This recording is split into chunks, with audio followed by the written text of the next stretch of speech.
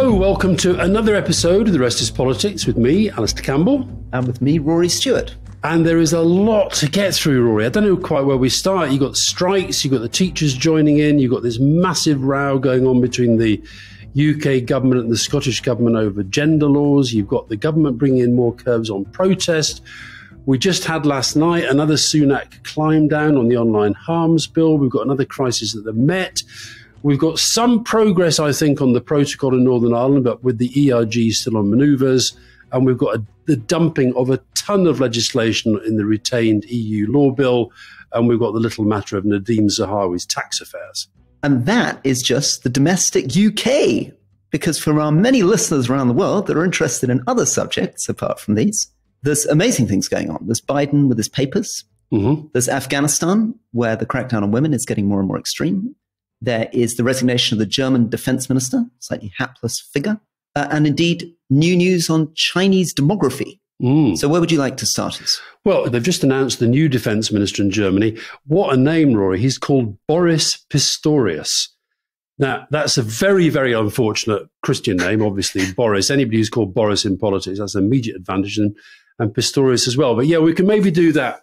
We can talk about the defense. I know a little bit about the outgoing German defense minister. It's not a happy story. I'm amazed that she's lasted so long. Just very quickly, because we don't want to spend too long on it, but it sounds like, from your perspective as somebody who knows a lot about politics, she seems to have made an incredible number of sequential mistakes. She put her son on a Ministry of Defense helicopter. She gave very unfortunate speeches. She boasted about sending 5,500 helmets to the Ukrainians and got mocked for that. But that was just the beginning of it, wasn't it? I know, and it's really strange that obviously, Olaf Scholz calls the shots in terms of, this big defense stuff. But, it is important to have somebody, particularly when you've got a war going on, to have somebody who's deemed by the political establishment to be competent, and she just isn't and wasn't. And I'm surprised that Scholz let it linger on. And this Boris Pistorius, who they've brought in, again seems to be very much a professional politician, somebody who worked his way up local SPD party structures, was a local mayor, not somebody with any particular background in international relations or defense. No, so we'll see. But I suspect he will be. I don't know anything about him at all, but I suspect that he will be better than Lambrecht. Now, listen, shall we kick off with strikes? We've now got the teachers joining in. Very big turnout. This is the big teaching union. Some of the unions are not striking. Nurses keeping going. More civil servant strikes down the track. I just get the feeling this is slightly getting out of control, and the government are not. I don't know if they even have a strategy for public opinion, because if they do, I can't quite work out what it is. Well, it's. I mean, we keep sort of coming around this, and one of the questions is what the government is supposed to do, because they're now between a rock and a hard place. They assumed that the teachers might not go on strike, because you'll remember that the teachers actually got a much larger award than other people earlier in the year, end of last year.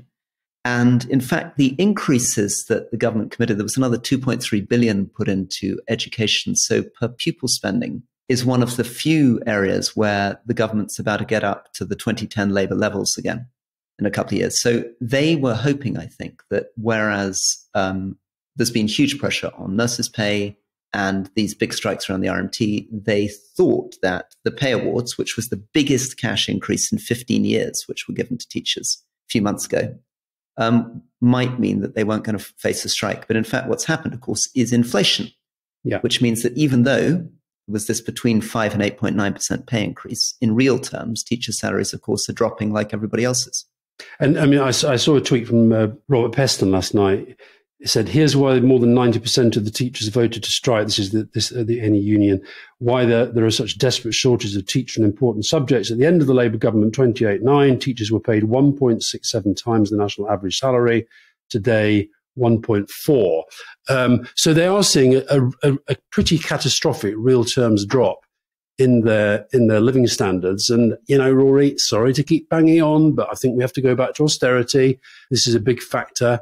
I think that's important, because I think this is important in asking what Keir Starmer would do in this situation. Are we really saying that he would meet all these demands for pay increases? Is that what you'd recommend he do? No, and he didn't say that in his interview at the weekend, but he did say that you'd have to sit down and have a proper, sensible negotiation. Isn't that waffle? Isn't that what everybody always says? Listen, because he's just avoiding the question whether he's actually going to give them pay increases or not. I mean, he's in the same problem, isn't he? He might inherit the same problem. He made a point. The sorts of strikes that happen now, there were no nurses' strikes while we were in power.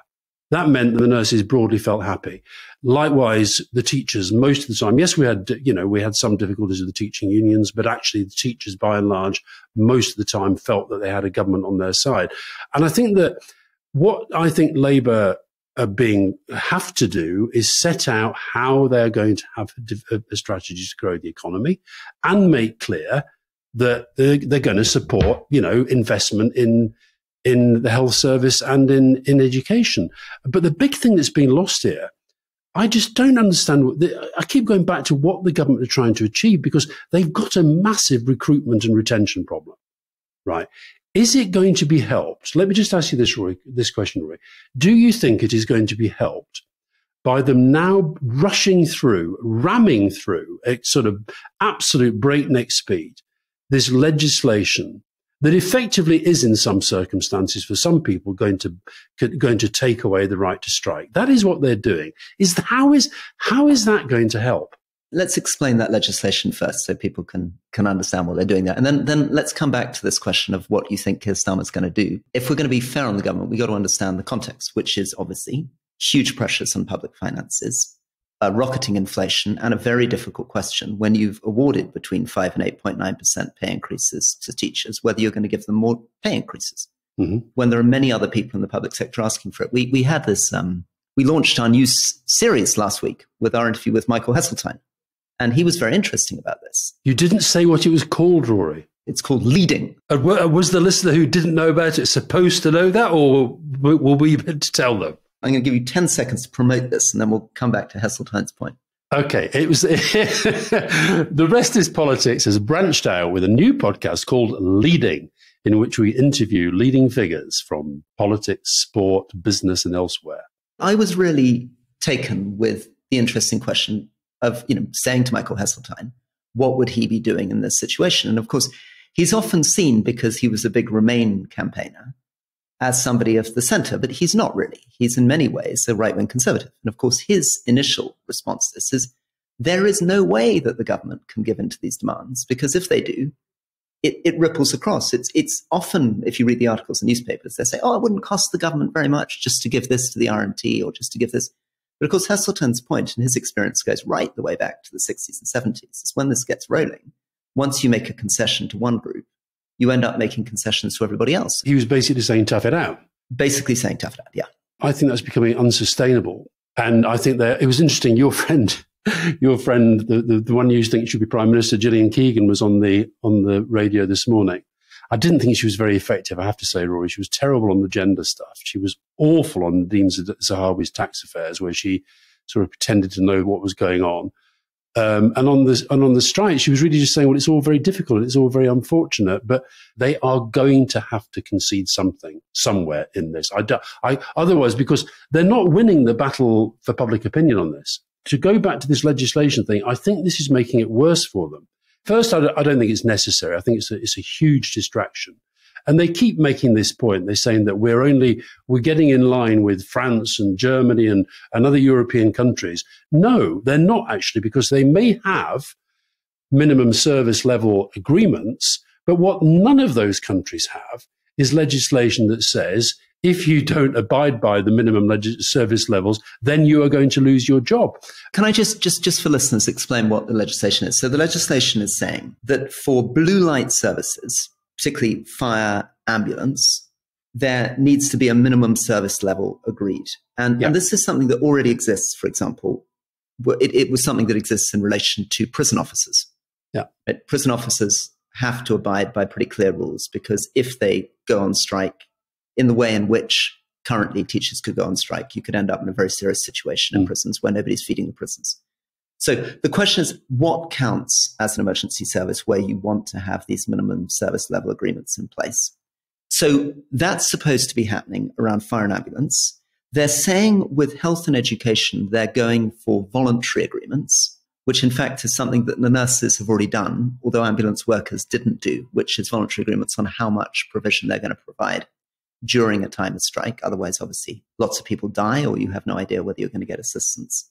They've dropped the tougher threshold for strike action, which is something that Jacob Rees-Mogg wanted to introduce. So this is a more watered-down version of it. We still do have the toughest of anywhere in Europe. Do you think public opinion is going to shift on this, or opinion will continue to be with the unions? I mean, for example, we got an interesting couple of WhatsApps together from a friend of ours this morning, one of them sharing that thing from Robert Peston, pointing out that teachers' salaries are declining in real terms. And then 10 minutes earlier, he'd been saying, I've got kids in comprehensive school and I'm tearing my hair out at the idea of the teachers going on strike. So how do these two things balance, you think, in the public's minds over the next few months? Well, I think what happens is that people end up making a judgment as to where they see the blame lying. And I think that most people see teachers as being pretty reasonable people.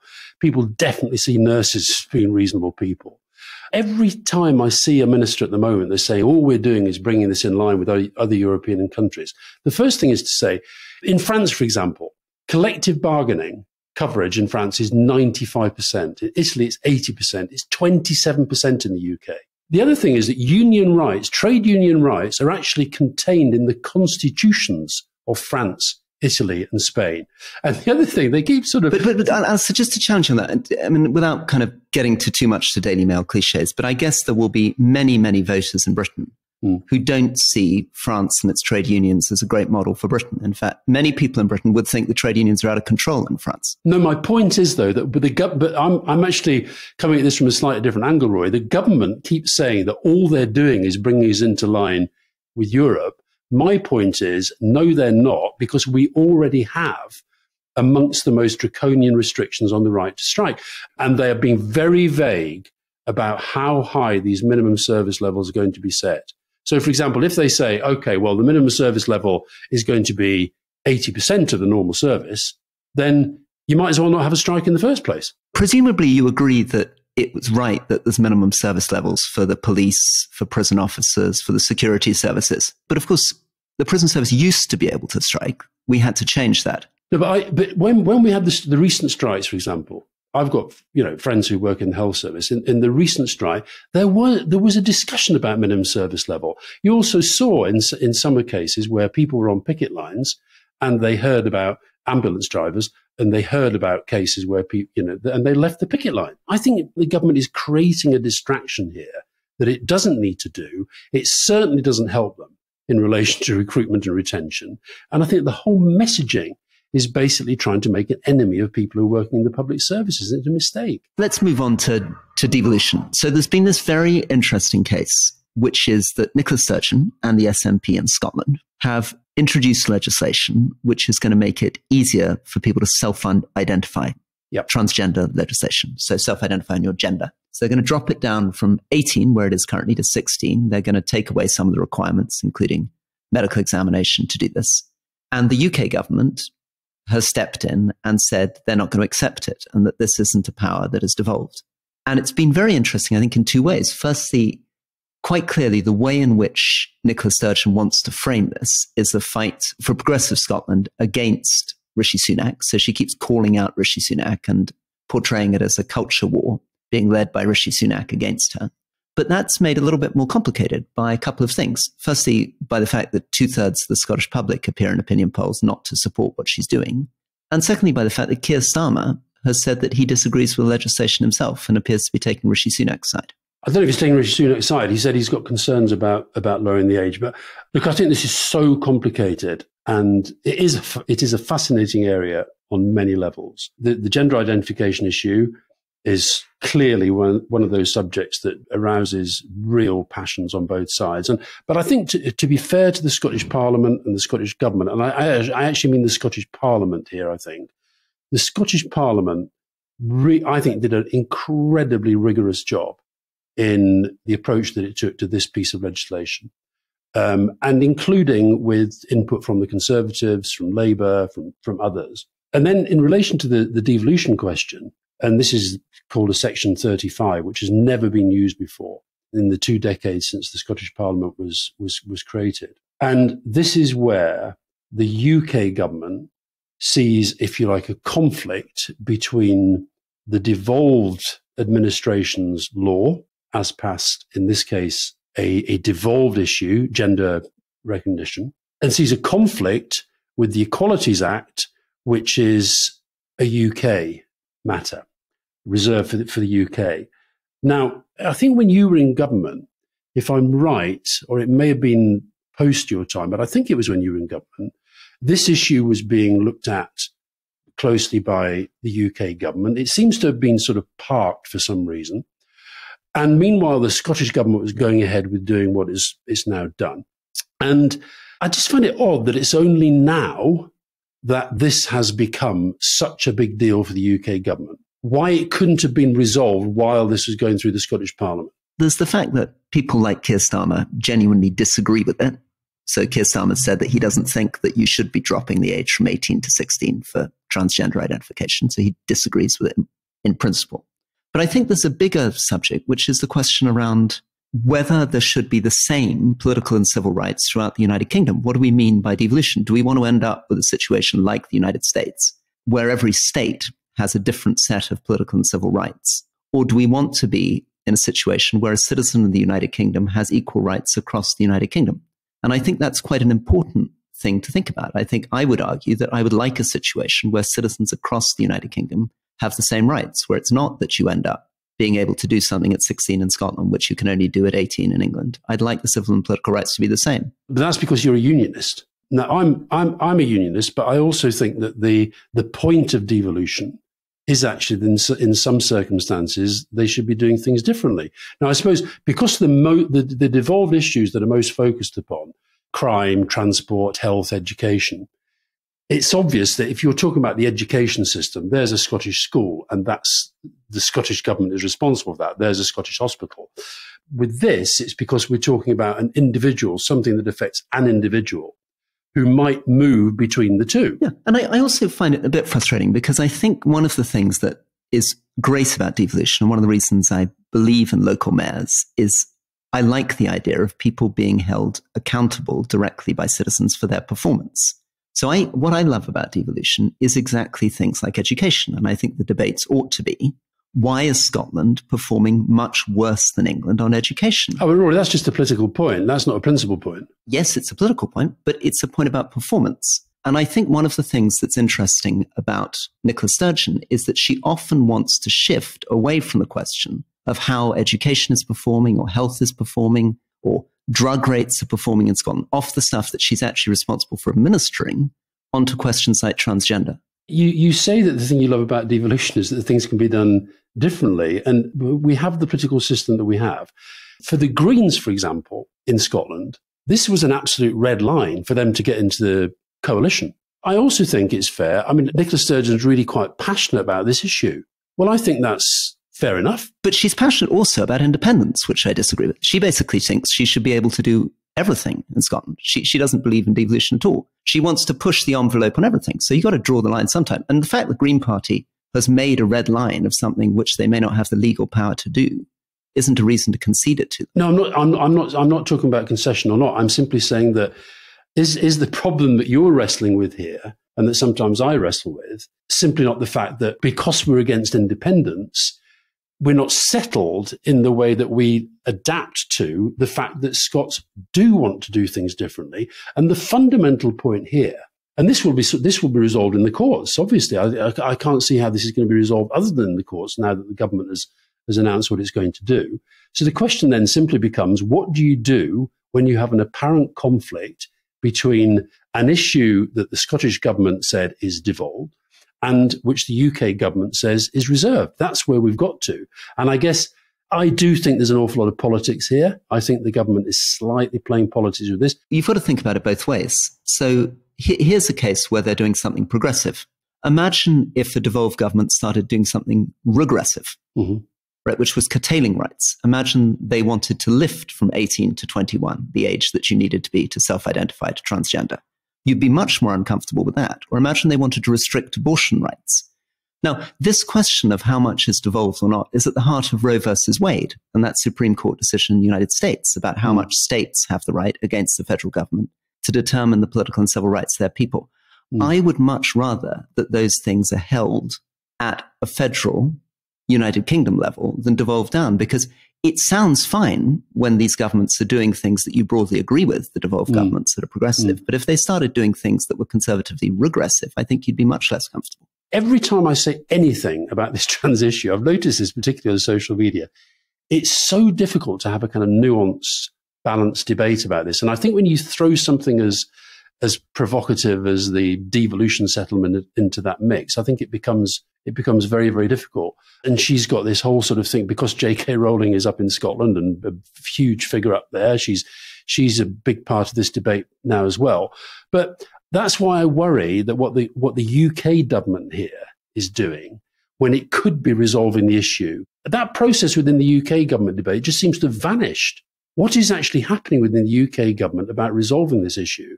I can't remember. It was several ministers ago. The equalities, I don't know whether they maybe got rid of the equalities minister, I don't know. Wasn't it meant to be that Badenoch woman? Isn't she meant to be in charge of all this? She's vanished. But by resolving the issue, you mean dropping the age down from 18 to 16? No, I mean by resolving this question without necessarily going to court. I'm not sure it's resolvable. Well, maybe that's the problem. I think, as you discover every time you tweet about it, this is not an issue where there's an obvious solution where everybody's going to agree. Yeah. Well, should on that unresolved issue where we both feel we've both felt a bit uncomfortable in the debate, should we go to a break? Very good.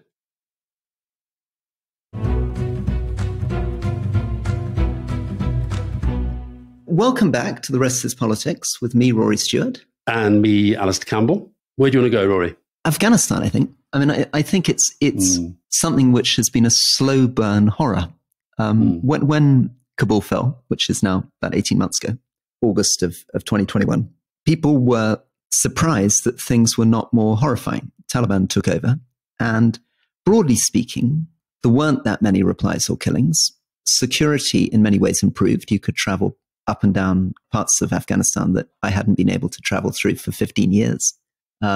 Many NGOs were able to operate well on the ground and were able to access areas where previously there had been checkpoints they could go to safely.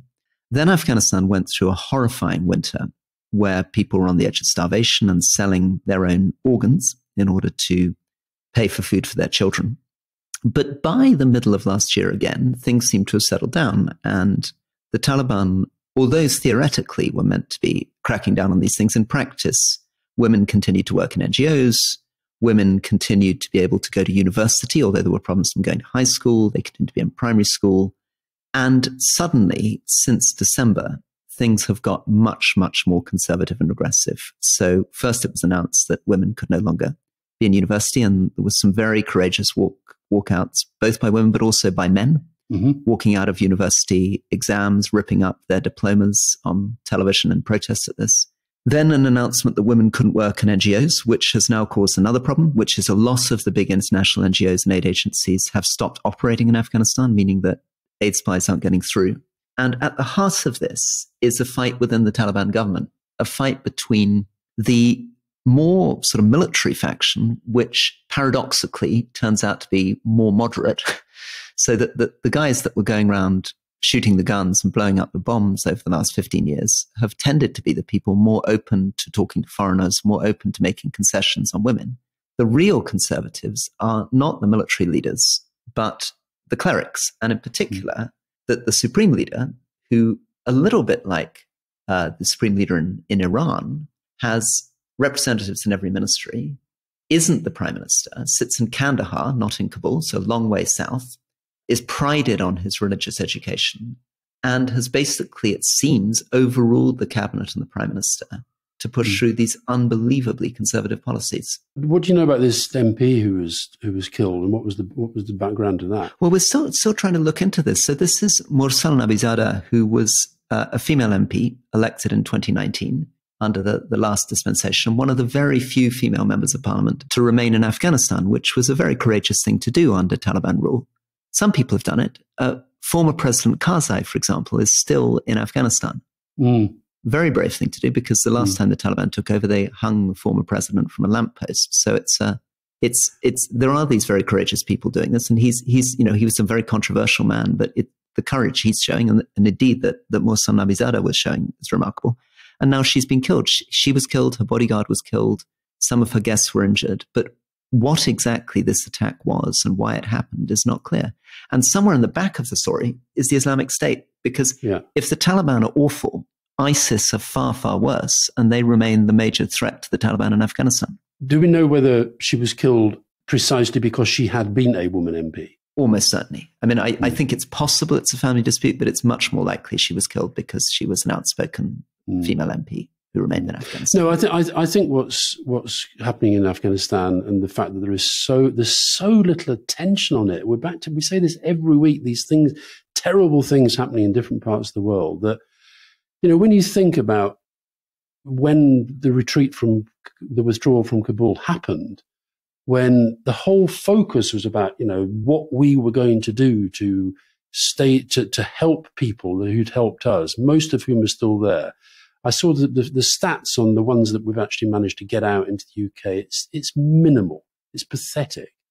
And, you know, and there was, if you remember at the time, Johnson, you know, sort of doing it endlessly in front of sort of military settings, saying what he was going to do and how we're going to be there for the long haul, et cetera, et cetera, et cetera. And, you know, does he give a moment's thought to what's going on in Afghanistan? I very much doubt it. No, it's heartbreaking.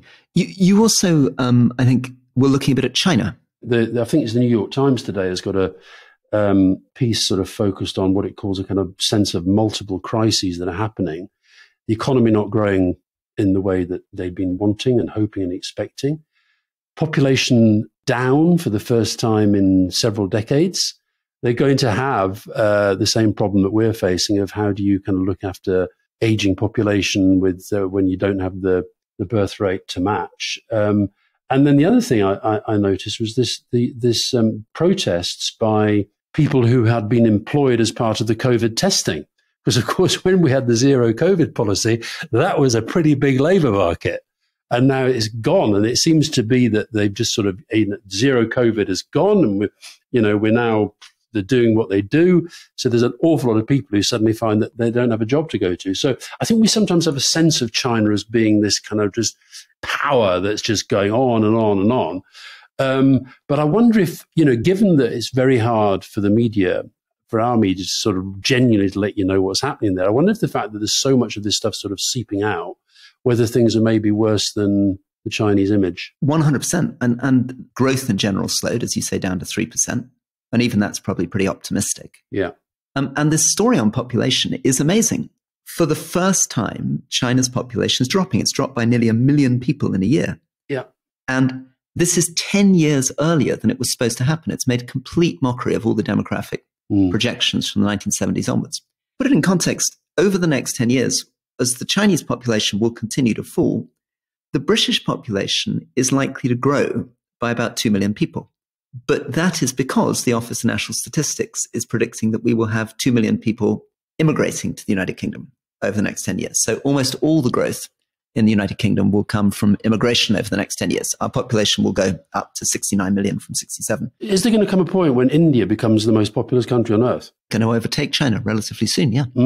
Because it's growing much, much more rapidly. It's assumed now, because it's largely dominated by economists, that the one-child policy of China was a disaster and it's caused huge problems because, of course, it causes big problems for growth and productivity because you end up with obviously one person supporting 2 older people rather than 3 people supporting 2 older people.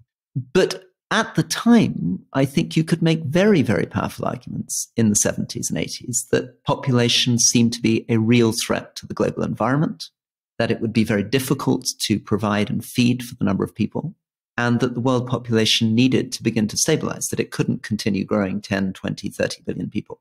And that therefore what China did for the world felt in the 1970s as though it was a brutal sacrifice, but something that actually felt as though it was showing an example at a time when people really felt population was a major threat. We can't get through a whole episode without talking about Brexit. It's impossible, Rory. It just can't be done. It's just, absolutely impossible. I think it's just constitutionally offensive for this to happen. Just before we started, I was looking at the latest Der Spiegel, and they have a piece about Mr. Sunak. And the headline is he planning the exit from Brexit? Oh, is he?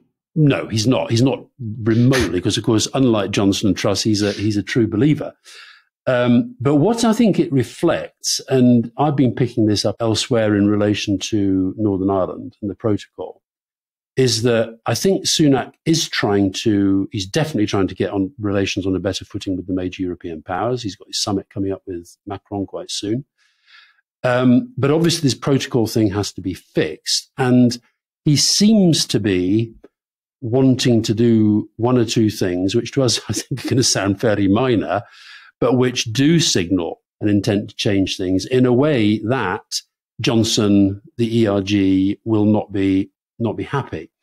And I saw that Ian Martin, who I think is pretty plugged into the Tory party, had a piece the other day. And who writes for Reaction, doesn't he? Yeah. And he was saying that he thought that the trade deal that he thinks Sunak is trying to put together could be the focus for the next Tory civil war. Well, this is something we've talked about before, haven't we? And it's something that we often forget, because it's true when we talk about Vladimir Putin in Russia too, that because we see Putin as a figure for the right, we assume that the major opposition to him is going to come from the progressive left. But actually, the biggest threat to Putin is now from people who are even more right-wing than him, nationalists who are angry that he's not doing enough. And the same will be true with Rishi Sunak. Many listeners on this podcast will be more from the centre-left, and we'll see Rishi Sunak as a right-wing figure. But of course, the biggest threat to him is going to come from people who are further right-wing than he is. And it's those people who brought in Liz Truss. It's those people who are going to fight for Boris Johnson to come back. And they're arranging themselves around this sort of weird word growth. There are articles beginning to come out from people describing, Katie Balls and Spectator, for example, wrote one, describing how these little groups are beginning to coalesce even around the discredited figure of Liz Truss. The ludicrous figure of Liz Truss appears to be gathering supporters again, saying that Rishi Sunak, isn't tough enough, isn't ideologically rigorous enough on pushing through these kind of policies. I do think that if Johnson, who seems to still labour on this delusion that he can come back in some shape or form, I think if he remains a kind of prominent figure within the debate about the future Conservative Party, and likewise with Truss, I think for the public, they just are not going to buy either of them on any level. And on that, shocking news, really shocking news, which has been picked up, which is that Boris Johnson somehow appears to have taken an £800,000 credit facility from a friend. I know. And the cabinet secretary and his ethics advisor decided that this didn't need to be declared. So they said there wasn't a conflict of interest. Regardless of whether it's a conflict of interest, it should be declared. You cannot be in a situation of a prime minister taking an £800,000 credit facility without that being made public news. And I can't understand why the cabinet secretary and the ethics advisor, regardless of the question about conflict of interest, didn't think this should be revealed. I also can't understand why you mentioned it. I think it was in the Sunday Times, wasn't it? But it's barely figured or featured anywhere else. And the other story this week that I think we got more questions on than anything else was Nadhim Zahawi's tax affairs, which I can't get my head around this story. So there's the guy who was Chancellor of the Exchequer at a time when he was being pursued by this tax campaigner, and he was setting his lawyers on this guy and telling him that what he's saying was completely untrue.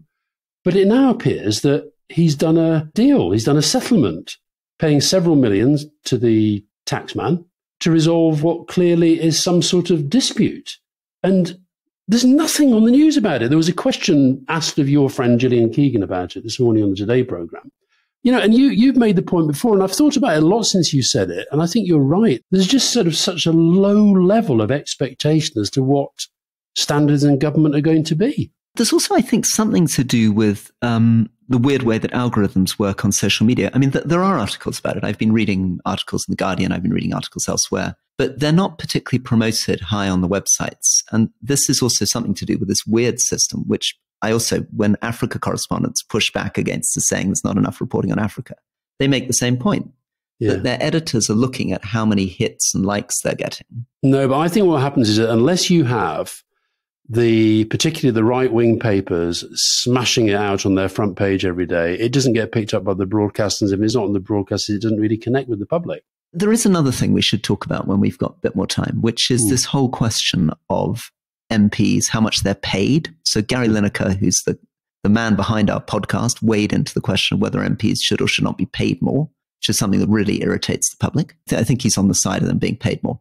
In Singapore, famously, ministers get paid something like $1 million a year. They're over $1 million.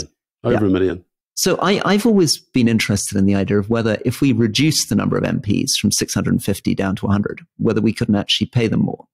Because a lot of this stuff is so depressing. I mean, the tax stuff is depressing. The corruption scandals that we've had from every party is depressing. Extraordinary behavior. And I wonder whether there isn't an opportunity at some point to have a conversation about how much people ought to be paid, or if they're not, and that's fine too, whether the public can be comfortable with the fact that will be saying that this is an unusual vocation. It's a particular type of public service that many of these people could earn much more in the outside world. Many of them did earn much more in the outside world before they chose to become MPs. And that we're asking them to make particular kinds of financial sacrifice, and we might end up with very peculiar characters as a result. Well, at the moment, we have the worst of all worlds. We've got very peculiar characters, partly because so many people don't want to do it for all the reasons that we often talk about, the way they get treated by the public, by the media, the money, as you say. But it'd be a very, very, very brave politician in the current mood who came out and said, you know what, I agree with Gary Leonard, we need to pay our MPs more. Listen, the last thing maybe we should touch, I wanted to talk about was this, which I think is back in Parliament this week, is the retained EU law. I wonder whether Rishi Sunak would be doing this at all if it wasn't for the political forces we've just been talking about. This is the thing that essentially is going to get rid of several thousand laws that they're on the statute book, passed by governments of both colours during our membership of the European Union. But these are laws passed by the British Parliament. They just happen to be laws that have been agreed with the EU. But they cover so many important, complicated areas: employment law, environmental law, all sorts of things. You've got organisations like the RSPCA that are against it, the trade unions, the British Chamber of Commerce. And I saw an email this morning from Dominic Grieve, former Attorney General, saying he was really concerned about a bill that can literally see thousands of laws thrown away without any parliamentary process attached to them at all. And of course, this was meant to be about taking back control, parliamentary sovereignty. But it seems to me that this is the reverse of that. Let's get into that more. It's because I think it's going to be an issue that will unfold, because a lot of money will be spent, a lot of energy will be put into this over the coming weeks. So, Alastair, before we finish, you've been sending me messages about your dream. What's this dream? Well, God, it's the first time, Roy, that you figured in one of my dreams. Ooh. And it was so basically what was happening, we were at some sort of reception and lots of different people there. The only one I can remember vividly was actually Nadeem Zahawi. And I said to you, oh, it's Nadeem Zahawi, let's go and badger him and get him on the podcast, get him on the leading series. Because obviously, as you know, even in my dreams, I'm thinking about how to keep our podcast right up at the top of the charts. And you sort of said, no, I've got somebody far better. And I said, who? And you said, Maya Angelou. So, Rory, where is she? Where is she? Well, we've got to get her on. But the problem is, unfortunately, Maya Angelou's died. But it's a lovely vision. It's a great. Yeah, but you said you could get her. Then maybe it's a spiritual thing I'm doing. Maybe it's some sort of medium thing I'm doing. I'm in moderately good shape mentally at the moment. When I'm not in good shape mentally, and I'm seeing my psychiatrist quite a lot, he does actually make me write down my dreams and he analyzes them. I might just do this one as a one-off. Yeah, it does sounds as though I was being a bit sort of disingenuous and kind of one-upmanship. Probably trying to defend my friend Nadeem Zahawi, but distracting you with a really cool African-American poet as a way of trying to get you off balance. Yeah. Anyway, there we are. So that's the first. Have I been in any of your dreams yet? Yeah, no, you definitely occasionally feature in my dreams. Yeah. But I luckily I don't write them down. Next time you come, I'll make sure to share it with the listeners to our podcast. See you later. Bye-bye. Bye-bye.